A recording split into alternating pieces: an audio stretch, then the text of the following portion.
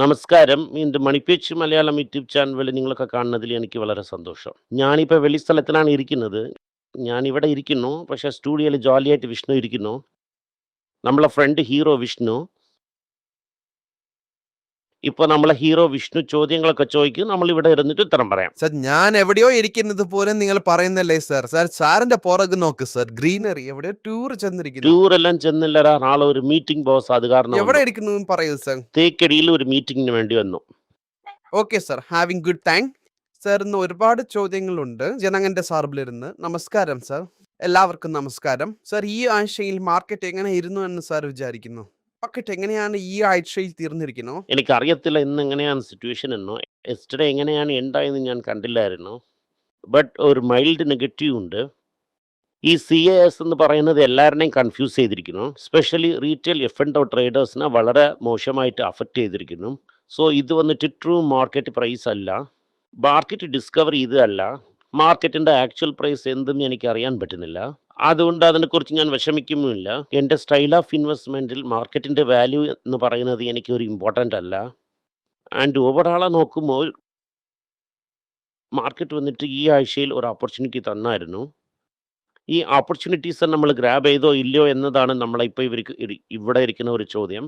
Sir ഈ CAS എന്നൊരു കാര്യം അറിയിച്ചായിരുന്നല്ലോ, അത് എന്തെന്ന് ഷോർട്ടായി ഇവിടെ പറയാൻ പറ്റുമോ? എന്തെന്ന് വെച്ചാൽ മാർക്കറ്റ് ചില ദിവസങ്ങളിൽ മാർക്കറ്റ് ഒരു 100-200 പോയിന്റ് ഏറി തീരുന്നു, അല്ലെങ്കിൽ ഒരു 30-40 പോയിന്റ് ഇറങ്ങുന്നു. അതിന് വളരെ ഇമ്പോർട്ടന്റ് ആയിട്ടുള്ള കാര്യം ഈ CAS എന്ന് പറയുന്നു. സോ ഈ CASനെ കുറിച്ച് നിങ്ങൾ ഷോർട്ടായി എക്സ്പ്ലെയിൻ ചെയ്യുവാണെങ്കിൽ അത് വളരെ ഉപയോഗമായിട്ടിരിക്കും. അതായത് 3:15 മാർക്കറ്റിനെ ക്ലോസ് ചെയ്യും. അതിന് ശേഷം 350 to 330 ഓപ്ഷൻ ഇരിക്കും. എന്ത് ഓപ്ഷൻസ് ഇരിക്കും സർ? ദാറ്റ് ഈസ് പ്രൈസസിന് ഓപ്ഷൻസ് ഇടുന്നു. അതിനെക്കുറിച്ച് ചോദിക്കുവാണെങ്കിൽ ഇതാണ് ട്രാൻസ്പെറൻറ്റ് പ്രൈസ് ലിസ്റ്റ് എന്ന് പറയുന്നു. ഈ കാര്യങ്ങൾ ഇതിൽ പാർട്ടിസിപ്പൻസേ ഇരിക്കൂല. ഒരു ലിക്വിഡ് മാർക്കറ്റിലാണ് ഇതിൽ കാര്യങ്ങൾ നടക്കുന്നത്. പക്ഷേ ഇവിടെ ആ കാര്യങ്ങളൊന്നും വർക്കൗട്ട് ആവില്ല. ലാസ്റ്റ് 2 നിമിഷത്തിൽ മാത്രം ഒരു ചില സ്റ്റോക്സിന് മാറ്റം ഭയങ്കരമായിട്ട് കയറ്റി വിട്ടുകൊണ്ട് പിന്നെ ക്ലോസിംഗ് പ്രൈസ് ആയിട്ടും വയ്ക്കുന്നു. മറുദിവസം രാവിലെ നോക്കുന്ന സമയം എക്സാക്റ്റ് അതിന് ഓപ്പോസിറ്റ് ആയിട്ട് അത് ചെല്ലും. നമ്മളെ പോലത്തെ ലോങ് ടേം ഇൻവെസ്റ്റേഴ്സിന് ഇതൊരു വലിയ കാര്യമല്ല. ബട്ട് റീറ്റെയിൽ ട്രേഡേഴ്സ് ഇരിക്കുന്നല്ലേ, അതാ F&O ചെയ്യുന്നവർ. അതെ, ഈ F&O ചെയ്യുന്നവർക്ക് ഇതാണ് ക്ലോസിംഗ് വാല്യൂ. ആ ക്ലോസിംഗ് വാല്യൂ എന്ന് പറയുന്നത് വളരെ ഇമ്പോർട്ടൻ്റ് ആണ്. ഞാൻ പല പ്രാവശ്യം നിങ്ങളടുത്ത് പറഞ്ഞിട്ടുണ്ട് ഈ ടെക്നിക്കൽ അനാലിസിസ് ഒന്നും ജോലി ചെയ്യൂല എന്ന്. ഈ ടെക്നിക്കൽ അനാലിസിസ് എങ്ങനെ ജോലി ചെയ്യുമെന്നാൽ അവസാന സമയത്ത് റാൻഡമായിട്ട് ചേർന്ന് ഒരു പ്രൈസിനെ സെറ്റ് ചെയ്തുകൊണ്ട് അതാണ് പ്രൈസ് എന്ന് പറയുവാണെങ്കിൽ എങ്ങനെയാണ് അത് വർക്കൗട്ട് ആവും? അത് വർക്കൗട്ട് ആവില്ല. സോ ഇതാണ് പ്രോബ്ലം. ഈ പ്രോബ്ലമിനെ എങ്ങനെ അവർ സോൾവ് ചെയ്യാൻ പോകുന്നു എന്ന് എനിക്ക് അറിയാൻ പറ്റുന്നില്ല. ഓൾറെഡി ഒരു സെക്ഷൻ ഓഫ് റീറ്റെയിൽ ഇൻവെസ്റ്റേഴ്സ് വന്നിട്ട് സ്ട്രൈക്ക് ചെയ്തിരിക്കുന്നു. അതായത് അവർ മാർക്കറ്റിൽ പാർട്ടിസിപ്പേറ്റ് ചെയ്യൂല എന്ന് പറഞ്ഞ്. സോ ഇത് കാരണം F&Oയുടെ വോള്യൂം കുറയും. F&O വോള്യൂം കുറയുവാണെങ്കിൽ സെറോദ, ഗ്രോ, ഏഞ്ചൽ ലോൺ ഇതൊക്കെ അപ്ലൈ ആവും. ഇതുപോലെ എന്തെങ്കിലും ചെയ്ത് ജെയിംസ് സ്ട്രീറ്റ്, സിറ്റാഡൽ ഇതുപോലത്തെ കമ്പനീസൊക്കെ ലാഭത്തിൽ നോക്കി ചെല്ലും. റീറ്റെയിൽ ഇൻവെസ്റ്റേഴ്സ് വന്ന് കഷ്ടപ്പെടും. ബട്ട് റീറ്റെയിൽ ഇൻവെസ്റ്റർ അടുത്ത് ഞാൻ പലവട്ടം പറഞ്ഞായിരുന്നു ട്രേഡ് ചെയ്യരുതെന്ന്. ഏതോ നമ്മൾ വേണമെന്ന് പറയുന്ന പോലെയും നമ്മൾ ആൻറ്റി ഇന്ത്യൻ പോലെയും ദേശദ്രോഹി എന്നൊക്കെ സംസാരിക്കുന്നു. നമുക്കിതിൽ ഏതൊരു ഗെയിനും ഇല്ല, ഒന്നുമില്ല. അതുപോലെ ഈ ചാനലിൽ നിന്ന് ആർക്കും ഡയറക്റ്റായിട്ട് കോൺടാക്ട് ചെയ്യാനും പറ്റൂല. അതുപോലെ ഏതൊരു പ്രോഡക്റ്റും അഡ്വർടൈസ് ചെയ്യുന്നില്ല. സോ ഇതിന് നിങ്ങൾ പ്രോപ്പറായിട്ട് മനസ്സിലാക്കി കറക്റ്റായിട്ട് 1-2 എന്ന് ഇൻവെസ്റ്റ് ചെയ്യുവാണെങ്കിൽ ലോങ് ടേമിൽ നല്ല റിട്ടേൺ ഇരിക്കും. ഇന്നിട്ട് നാളെ എടുക്കണമെന്ന് നിങ്ങൾ വിചാരിക്കുവാണെങ്കിൽ ഇത് പ്രശ്നത്തോടാണ് എൻഡപ്പ് ചെയ്യും. ഈ റീറ്റെയിൽ F&Oയിൽ ഈ ഗവൺമെൻറ്റിന് STTP ടാക്സ് വളരെ ഇമ്പോർട്ടൻ്റ് ആണ്. ഇഗ്രക്ട് ടാക്സ് പോലെയാണിത്. അത് അവർ ഇൻകം ടാക്സിൽ ഡയറക്റ്റ് ടാക്സിൽ അതിനെ കാണിക്കുന്നു.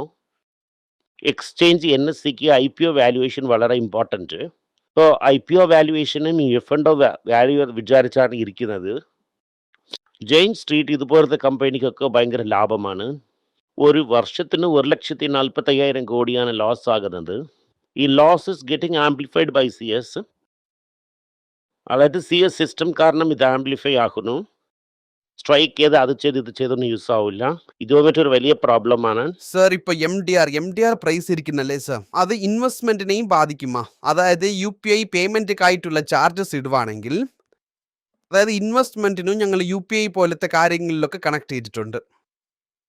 അതിനും ഇഷ്യൂസ് വരുമോ എന്നൊരു സംശയങ്ങളുണ്ട്. ഡെഫിനറ്റായിട്ട് ഇഷ്യൂ വരും. മാറ്റുങ്കാലിന് ഒരാൾ ചിരിച്ചുകൊണ്ട് ഫിസിക്കൽ ഡെഫിസിറ്റിന് ഐഡിയ കൊടുത്തല്ലേ മാറ്റുങ്ക പാർട്ടി എടുത്തര് റൈറ്റ് സർ. അവർ വന്നിട്ട് സർ അത് ഇപ്പൊ ഞാൻ പറയുന്നത് കേള്. ആദിത്യ ബിർള മ്യൂച്വൽ ഫണ്ടിന്റെ ഹെഡാണ് അവര്. ഓൾറെഡി ആദിത്യ ബിർള AMC റാങ്കിങ്ങിൽ വളരെ കുറവാണ്. ഇപ്പൊ എന്താവെന്ന് വെച്ചാൽ ഈ MDR ചാർജ് 2% ഇടുവാണെങ്കിൽ മ്യൂച്വൽ ഫണ്ടിൽ ആരും വരൂല. കാരണം മ്യൂച്വൽ ഫണ്ടിലുള്ള ആദ്യത്തെ പ്രോബ്ലം എന്തെന്ന് വെച്ചാൽ കമ്മീഷനെ നിങ്ങൾ 1.5% കൊടുക്കുന്നു, അതായത് ഡിസ്ട്രിബ്യൂട്ടറിന്. അത് തവരെ ഒരു 2.5% അല്ലെങ്കിൽ 3.5% പോകും. 100 രൂപ നിങ്ങൾ ഇടുവാണെങ്കിൽ 97 രൂപ തന്നെ ഇൻവെസ്റ്റ്മെന്റിലോട്ട് പോകും. അതിന്റെ ശേഷം അവർ വന്നിട്ട് ഫീനെ വാങ്ങും. ഏത് ഫീ? ഈ മാനേജ്മെന്റ് ഫീ. അത് 2% പോകും. ഇപ്പൊ 100 രൂപ ഇടുവാണെങ്കിൽ 94 രൂപ തന്നെ ഇൻവെസ്റ്റ്മെന്റ് വരും. അതും ഈ MDR 2% ഇട്ടെങ്കിൽ. ഇത് വന്നിട്ട് ക്രെഡിറ്റ് കാർഡിൽ വെച്ച് ഇൻവെസ്റ്റ് ചെയ്യുന്നത് പോലെയാണ് ഇപ്പൊ കഥ. സോ ഈ MDR എന്ന് പറയുന്നത് കാര്യത്തിൽ നടപ്പിലാകില്ല. മ്യൂച്വൽ ഫണ്ടിന് ഈ MDR വരരുത്. അതിപ്പോൾ എല്ലാ transaction limit above certain limit വരുവാണെങ്കിൽ 2000 രൂപയ്ക്ക് മേളിൽ പറയുവാണെങ്കിൽ 2000 രൂപയ്ക്ക് മേളിൽ മ്യൂച്വൽ ഫണ്ട് ഇട്ടെങ്കിൽ ഈ കണ്ടീഷൻ്റെ അകത്ത് വന്ന് തന്നെ ആവും. ആ ബ്രോക്കറിന് നിങ്ങൾ ഇടുവാണെങ്കിൽ ബ്രോക്കർ മിനിമം ചാർജ് വരും. സോ ആ UPI ബ്രോക്കർ യൂസ് ചെയ്യൂല. Any broker who use UPI will not use UPI. we will get back to IMBS or NEFT, right? Correct. നിങ്ങൾ IMBS ഓർ നിഫ്റ്റിലോട്ട് പോകും. ഇപ്പോൾ മ്യൂച്വൽ ഫണ്ടിന് ഒരു റൂട്ട് പോകും.